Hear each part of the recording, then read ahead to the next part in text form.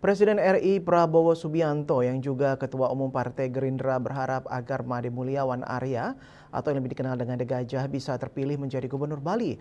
Prabowo menyebut dalam memimpin Negara Kesatuan Republik Indonesia atau NKRI ingin membentuk pemerintahan yang bersih sehingga membutuhkan bantuan kerja keras dari jajaran pejabat di daerah.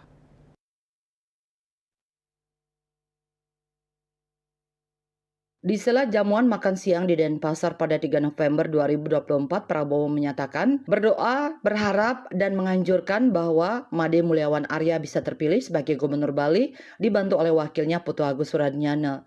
Prabowo menyebut dalam memimpin Negara Kesatuan Republik Indonesia NKRI ingin membentuk pemerintahan yang bersih sehingga membutuhkan bantuan kerja keras dari jajaran pejabat di daerah. Jenderal Kehormatan Bintang 4 tersebut berharap masyarakat Bali memilih orang yang bisa diajak bekerja sama dan sudah dikenal hatinya, yaitu The Gajah.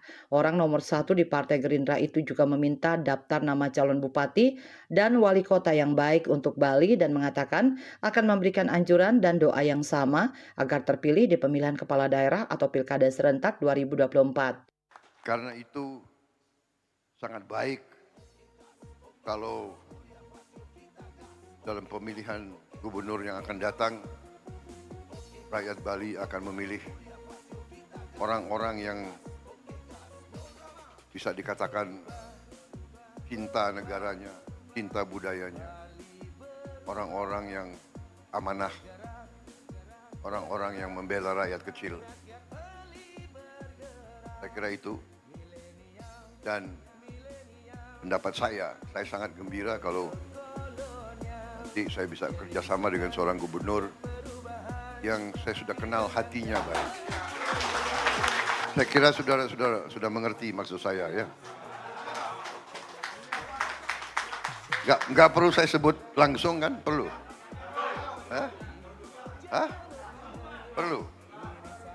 Jadi saya berharap, saya berdoa, saya menganjurkan bahwa saudara Made Mulyawan Arya terpilih sebagai Gubernur Bali yang kedua. Dibantu oleh wakil ya, Bapak Putu Agus Suratnyana. Boleh kan? Saya berharap, masih boleh berharap, masih boleh berdoa, boleh, masih boleh menganjurkan. Baik, terima kasih.